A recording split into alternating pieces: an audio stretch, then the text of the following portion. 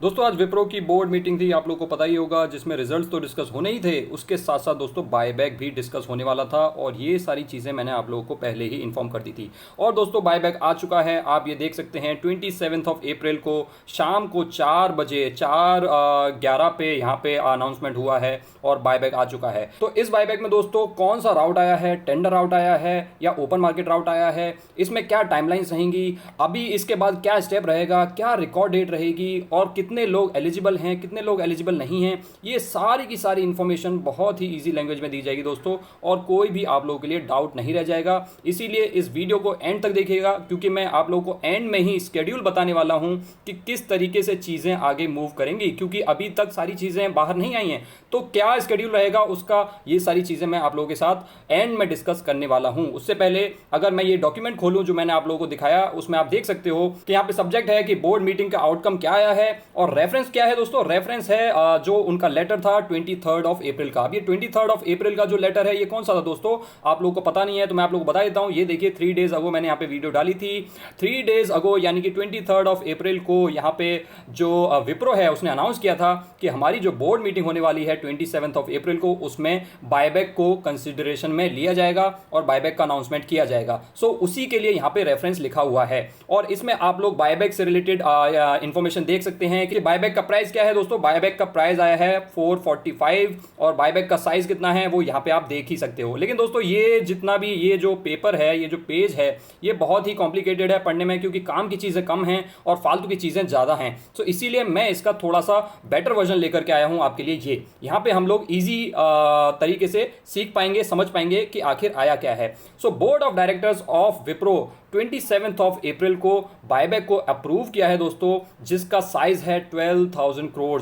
12,000 करोड़ का बायबैक है, बहुत ही बड़ा बायबैक है। अभी आप लोगों ने पीछे देखा होगा टीसीएस इन्फोसिस भी 10,000 करोड़, 9,000 करोड़, 12,000 करोड़ के आसपास का ही बायबैक कर चुके हैं। लेकिन दोस्तों इसमें जो इंपॉर्टेंट चीज़ है वो ये है कि ये जो बायबैक है ये ओपन मार्केट राउट से नहीं है, ये होगा टेंडर राउट से। वो कहाँ लिखा है दोस्तों, ये आप देख सकते हो, ये टेंडर राउट से है। और मैं बस इसकी आशा लगा ही रहा था कि अगर विप्रो के शेयर होल्डर्स को कोई पैसा बना करके देना है विप्रो को, क्योंकि आप लोगों को पता होगा विप्रो का शेयर जो है बहुत ज्यादा पिटा पड़ा है। अगर यहाँ पे ओपन मार्केट राउट आ जाता तो कोई भी मजेदारी नहीं रहती। लेकिन यहाँ पे दोस्तों टेंडर राउट आया है, जो कि अच्छी चीज है और यहाँ पे इन्वेस्टर्स के लिए कुछ ना कुछ पैसा बन सकता है। और जो उसका प्राइस है दोस्तों वो तो मैंने आप लोगों को बता ही दिया है, 445 पर इक्विटी शेयर का बायबैक का प्राइस है। यानी कि ये जो प्रीमियम है कितना मिल रहा है, अगर आज की क्लोजिंग के हिसाब से देखोगे तो 19% का प्रीमियम आप लोगों को मिलने वाला है। लेकिन दोस्तों चीजें इतनी सिंपल नहीं है कि आपके पास 100 शेयर्स हैं तो आपको सारे के सारे शेयर्स पे 19% का प्रॉफिट हो जाएगा, क्योंकि यहाँ पे एंटाइटलमेंट रेशो भी होता है, यहाँ पे एक्सेप्टेंस रेशो भी होता है। तो ये सारी चीजें क्या होती हैं अभी हम आगे डिस्कस करने वाले हैं। तो मेन चीजें दोस्तों जो आप लोगों के लिए जानने के लिए हैं वो है ये कि 445 पर इक्विटी शेयर पे यहाँ पे जो बायबैक का प्राइस है वो आया है। उसके अलावा जो आपके लिए इंपॉर्टेंट इंफॉर्मेशन है वो है ये कि टेंडर राउट से आया है, ओपन मार्केट राउट से नहीं आया है। और उसके अलावा आप लोगों के लिए जो इंपॉर्टेंट इंफॉर्मेशन है वो है ये 19%, जो कि आप खुद से भी कैलकुलेट कर सकते हो।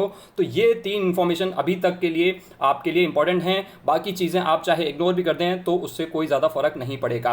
लेकिन दोस्तों इसके बाद बहुत सारी चीजें रह जाती हैं, और ये कंपनी ने भी कहा है कि जो प्रोसेस है, जो रिकॉर्ड डेट है, जो टाइमलाइंस हैं और जितनी भी बाकी की डिटेल्स हैं वो सारी की सारी बातें कम्युनिकेट कर दी जाएंगी पब्लिक अनाउंसमेंट के थ्रू, और जो भी लेटर ऑफ ऑफर आएगा, जो भी बायबैक रेगुलेशंस होती हैं उनके अकॉर्डिंग। लेकिन दोस्तों ऐसे तो आप लोगों को कुछ नहीं पता चलेगा। लेकिन मैंने पहले बहुत सारे बायबैक्स देखे हैं, चाहे वो टीसीएस का हो, इन्फोसिस का हो, पेटीएम का हो और भी हो। और पेटीएम वगैरह के तो ओपन मार्केट राउट से आए थे, टेंडर राउट भी आया था टीसीएस का कुछ टाइम पहले, आप लोगों को याद होगा। तो ये सारी मैंने काफ़ी बायबैक्स देखे हैं, इसीलिए मैं आप लोगों को बताने वाला हूं कि एग्जैक्टली होने क्या वाला है दोस्तों। तो दोस्तों ये है टेंडर राउट जो होता है बायबैक का, उसकी टाइमलाइन। सबसे पहले तो बायबैक की अनाउंसमेंट होती है, बायबैक को अनाउंस किया जाता है, जो कि आज ऑलरेडी हो चुका है। बायबैक को अनाउंस कर दिया है, उसमें बायबैक का प्राइस बता दिया गया है कि किस प्राइस पे बायबैक होगा। उसके बाद कुछ हफ्तों के बाद दोस्तों आएगी रिकॉर्ड डेट, यानी कि अभी तक रिकॉर्ड डेट नहीं आई है, अभी तक कंपनी ने रिकॉर्ड डेट अनाउंस नहीं की है, क्योंकि आज तो बायबैक ही अनाउंस किया है, तो रिकॉर्ड डेट तो आज अनाउंस की नहीं है। तो कुछ हफ्तों बाद आप लोगों को पता चलेगी रिकॉर्ड डेट,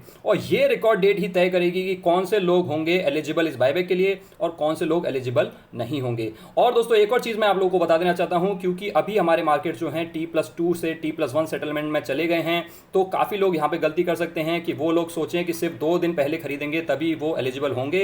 लेकिन दोस्तों क्योंकि अब T+1 सेटलमेंट हो गया है, यानी कि एक दिन पहले भी अगर आप रिकॉर्ड डेट से खरीदते हो तो आप उसके लिए एलिजिबल हो गए। लेकिन दोस्तों देख लेना कि जो एक दिन पहले है वो ट्रेडिंग डे है या नहीं है, या फिर अगर कंपनी अपना एक्स डेट खुद से अनाउंस करती है तो बात अलग है। उसके अलावा दोस्तों जब रिकॉर्ड डेट अनाउंस हो जाएगी उसके बाद आप लोगों को पता चलेगा एंटाइटलमेंट रेशो, जो कि आप लोगों को ईमेल में मिल जाएगा। अब एंटाइटलमेंट रेशो क्या होता है दोस्तों? एंटाइटलमेंट रेशो वो रेशो है जो आपको बताता है कि मिनिमम आपके कितने शेयर्स यहाँ पे टेंडर किए जाएंगे, मिनिमम आपके कितने शेयर्स पे आप लोगों को जो फायदा है वो मिल जाएगा। लेट्स से कि यहाँ पे 60% जो है एंटाइटलमेंट रेशो आता है, 60% बोल लीजिए या 0.6 बोल लीजिए। अगर 60% एंटाइटलमेंट रेशो आता है, यानी कि अगर आपके पास 10 शेयर्स हैं तो आपके 6 शेयर्स जो हैं इस बायबैक में चले जाएंगे। अगर 50% है तो आधे जाएंगे, 40% है तो 40% जाएंगे। इस तरीके से एंटाइटलमेंट रेशो होता है। उसके बाद क्या होता है दोस्तों? उसके बाद एक टेंडरिंग विंडो को स्टार्ट किया जाता है, जिस पीरियड में आप लोगों को अपने शेयर्स को टेंडर किया जाना होता है। आप लोगों को अपने शेयर्स को टेंडर करना होता है। टेंडर करना होता है कि मतलब है कि आप लोगों को अप्लाई करना होता है बेसिकली इस बायबैक के लिए। जब आप अप्लाई कर देते हो दोस्तों, उसके बाद ये जो टेंडर वाली विंडो है ये क्लोज हो जाती है, और उसके बाद आप लोगों को पता चलता है कि एक्सेप्टेंस रेशो क्या है। एक्सेप्टेंस रेशो जो है दोस्तों, ये है अल्टीमेट रेशो जो डिसाइड करेगा कि आपके कितने शेयर्स जो हैं वो टेंडर राउट से इस बायबैक में जाएंगे। और ये जो एक्सेप्टेंस रेशो है ये हमेशा एंटाइटलमेंट रेशो से बड़ा ही रहेगा। उसका कारण क्या है दोस्तों? बेसिकली एंटाइटलमेंट रेशो और एक्सेप्टेंस रेशो में सिर्फ एक ही फर्क है। एंटाइटलमेंट रेशो कंसीडर करता है, ये अज्यूम करता है कि अगर सारे रिटेल इन्वेस्टर्स इस बायबैक में अप्लाई कर देते हैं तो आप लोगों के कितने शेयर्स जो हैं बायबैक के लिए एलिजिबल होंगे। लेकिन क्योंकि दोस्तों सारे लोग तो अप्लाई करते नहीं हैं, लेट से एक दो बंदों ने भी अप्लाई नहीं किया, और इनफैक्ट बहुत सारे लोग होते हैं जो सिर्फ बाय करके छोड़ देते हैं, जिनको मार्केट से लेना देना नहीं होता है, जो मार्केट को छोड़ चुके होते हैं लेकिन विप्रो के शेयर्स उनके पास ऑलरेडी होते हैं।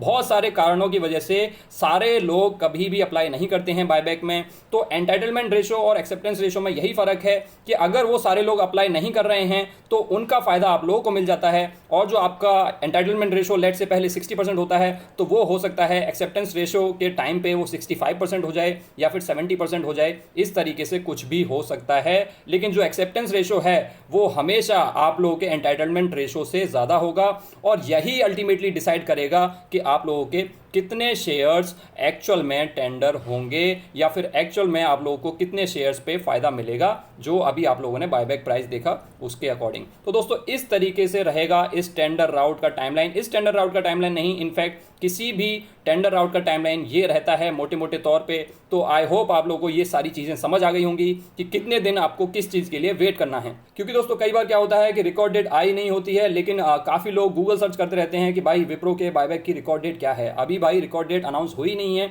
तो रिकॉर्ड डेट कहाँ से आप लोगों को पता चलेगी। वैसा ही काफ़ी लोग एंटाइटलमेंट रेशो के लिए करेंगे, काफ़ी लोग एक्सेप्टेंस रेशो के लिए करेंगे। लेकिन दोस्तों ये इन्फॉर्मेशन जो है वो टाइम के साथ ही आएगी, और वो टाइम क्या है वो मैंने आप लोगों को ऑलरेडी यहाँ पे समझा दिया है। आई होप आप लोगों को ये सारी चीज़ें समझ में आ गई होंगी दोस्तों। अगर समझ आ गई हैं तो बताइए मुझे आप लोगों को ये वीडियो कैसी लगी, और अच्छी लगी तो प्लीज़ इस वीडियो को लाइक कीजिए। और अगर आप इस तरीके की ऑथेंटिक इन्फॉर्मेशन चाहते हैं तो आप हमारे इस चैनल को सब्सक्राइब कर सकते हैं, और अगर आप हमारे चैनल के और भी ज़्यादा क्लोज आना चाहते हैं तो ज्वाइन बटन को क्लिक करके मेंबरशिप्स को एक्सप्लोर कर सकते हैं और अपने अकॉर्डिंग ज्वाइन कर सकते हैं। Thanks for watching guys, I see you next time.